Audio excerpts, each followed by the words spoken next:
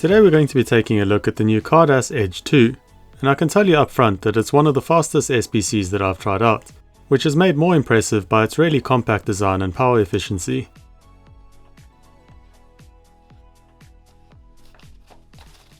This is an ARM-based single board computer, or SBC, that Khadas have recently launched, and they've sent me their Pro version to try out and share with you. I'll leave a link to their web store in the video description, and they're currently running an early bird offer until the end of October, so you can get the Edge 2 for $199. The Edge 2 is powered by an 8-core RK3588S SoC, which has 4 A76 cores running at 2.25 GHz and 4 A55 cores running at 1.8 GHz. Graphics are handled by an integrated ARM Mali G610 MP4 quad-core GPU, running at 1 GHz. There are two versions of this board, the basic with 8 GB of LPDDR4 RAM and 32 GB of eMMC storage, and then this one, the Pro version, with 16 GB of RAM and 64 GB of storage. Taking a look at the ports around the edges, we've got two USB Type-A ports, the left one being USB 2.0 and the right one being USB 3.1. We've also got two USB Type-C ports, the left one being for power only and the right one being USB 3.1 with a display port. In the center is a single full-size HDMI 2.1 port. Alongside each USB-C port is a small RGB indicator LED.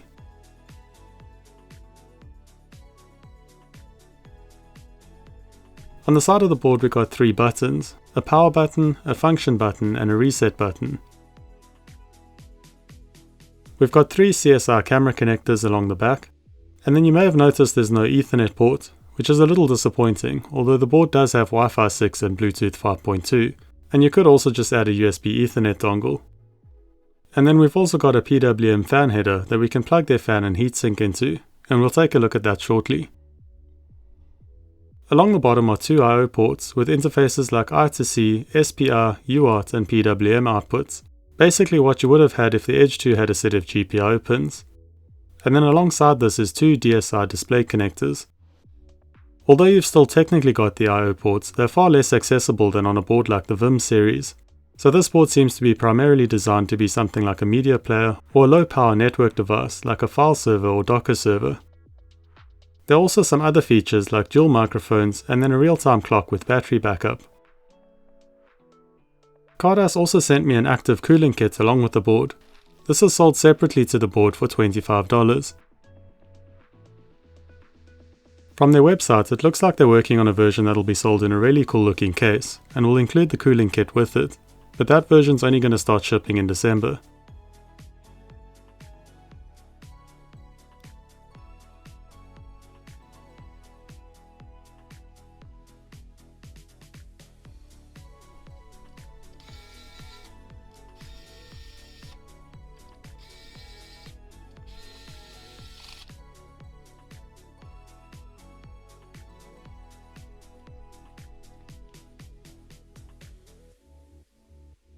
If you're using Wi-Fi or Bluetooth, which is quite likely without the Ethernet port, then you'll also need to connect the included antennas. So that's a summary of the hardware. Let's try powering it up and see what it can do. This is probably one of my favorite features of the board. The Edge 2 has an embedded service called UWOW. This is basically a wizard that guides you through connecting your device to the internet and then allows you to select an OS image from a list of up-to-date images. It'll then manage downloading and installing the OS so that the board is ready to run. This system provides a much easier out-of-box experience. You don't need to mess around with flashing microSD cards or onboard storage. You don't even need another computer. So let's first get the board connected to Wi-Fi as we don't have an Ethernet port to plug into.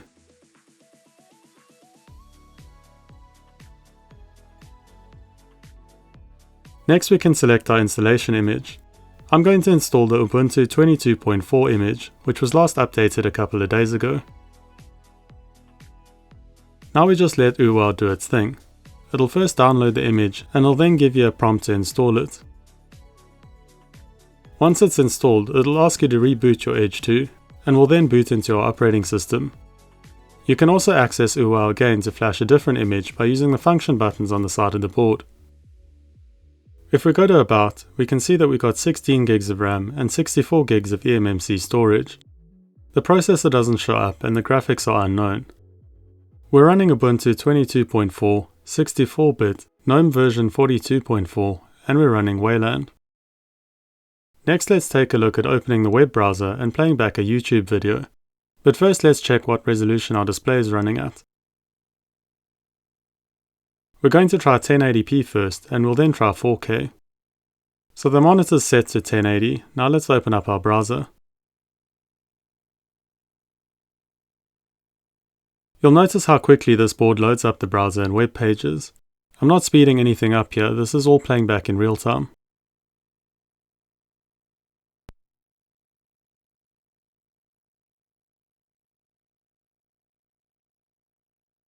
I'm opening up Big Buck Bunny and will then make sure that it's playing back in 1080p as well.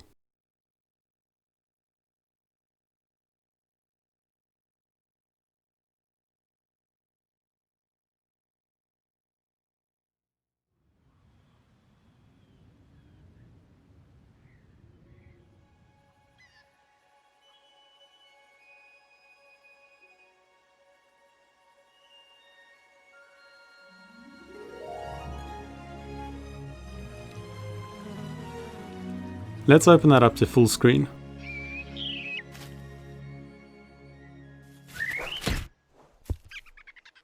So we dropped a few frames in the beginning of the video, and it drops one every 2 or 3 seconds, but you really wouldn't notice that in playback.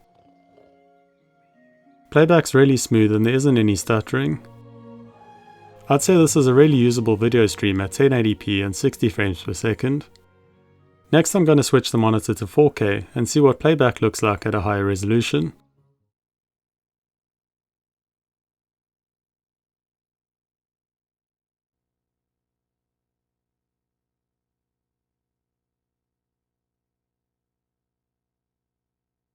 So let's open up Big Buck Bunny again.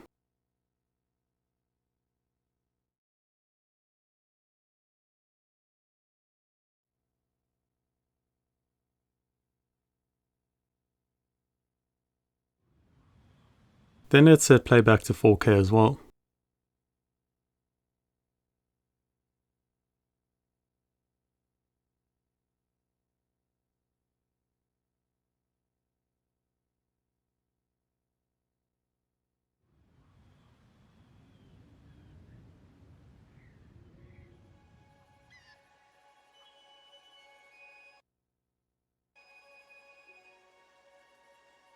So we're immediately dropping more than half the frames, and there's a lot of stuttering even with a good connection speed and good buffer health.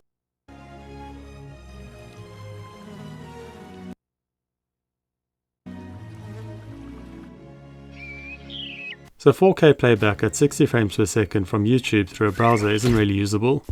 But like the Vim series, you're better off using Android if you're going to be using the Edge primarily for media playback.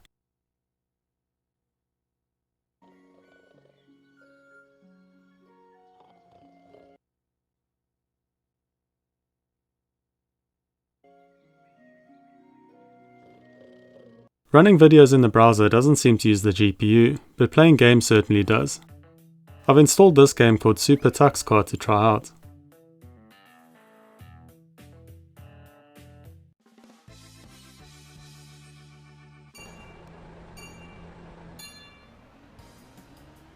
This game runs really well on the Edge too.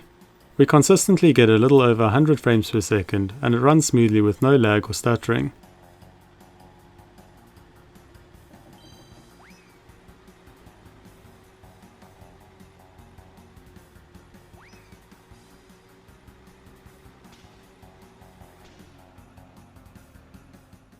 I then tried a PS2 emulator called EtherSX2. This allows you to play your old PS2 games. You'll need to create an image of your PlayStation's BIOS in order to run it, so there is a bit of setup involved. To play games properly, I also hooked up an Xbox One controller to the Edge too. First up, we'll try Need for Speed Most Wanted.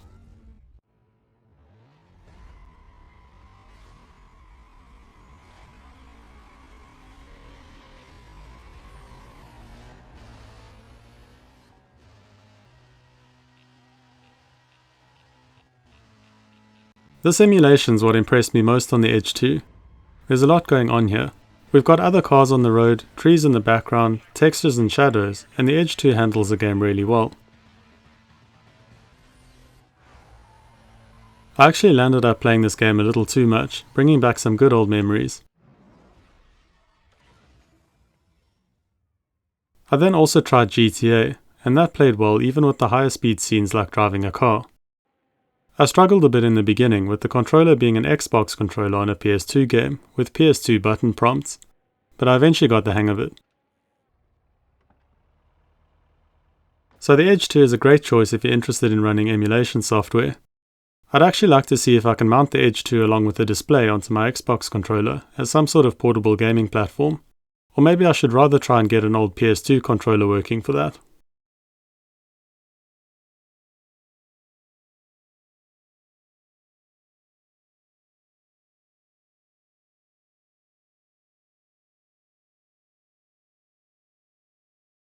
As far as power consumption goes, the Edge 2 uses about 2.5 watts when idle on the desktop, which is next to nothing for an SBC.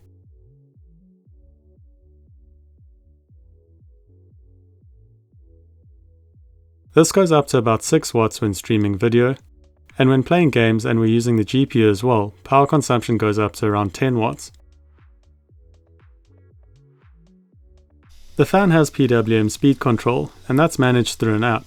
So you can set it to automatically adjust its speed based on temperature or run at a fixed speed. It is quite noisy, so I found running in auto was the best, as it then only came on intermittently. In automatic, I didn't really hear it running much faster than the low speed setting, probably thanks to the large heatsink and not being in an enclosure. At high speed this fan is really loud.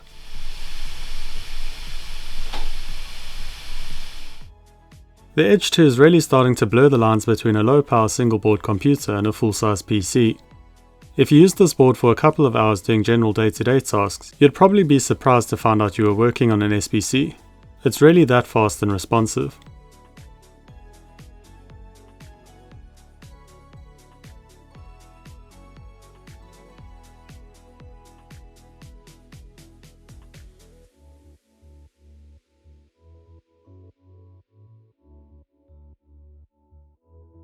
Like with the Vim 3 that I recently tried out in my Power Alternatives video, there are a couple of things I don't really like about the design. I like that they've included power reset and function buttons, but I'd prefer these to be facing upwards or for them to be slightly recessed. When plugging in or removing cables, I usually hold the board around the edges, and the position of the buttons mean I often accidentally press the power reset button and kill the board while I'm using it. Maybe this is just a habit I've formed, but I tend to avoid gripping the PCB or touching the components on the board. So for me this is the most comfortable way to hold the board. I'm also surprised they didn't include a M.2 port on the bottom like they've done with the Vim 4. This seems like a really capable daily driver, so the facility to add some onboard storage would have been a nice feature. My only other criticism is that the ports are a little too close together. I get that they've done this to keep the overall size down and to keep the ports all on one side, but you'll need to use cables with slim connectors or you're just not going to be able to fit them in. And you can forget about using devices like flash drives or card readers that don't have cables, there just isn't enough space for them. Let me know what you think of the Edge 2 in the comments section, and let me know if you got any questions on it. Thanks for watching. Please remember to like this video if you enjoyed it, and subscribe for more tech and electronics projects, tutorials and reviews.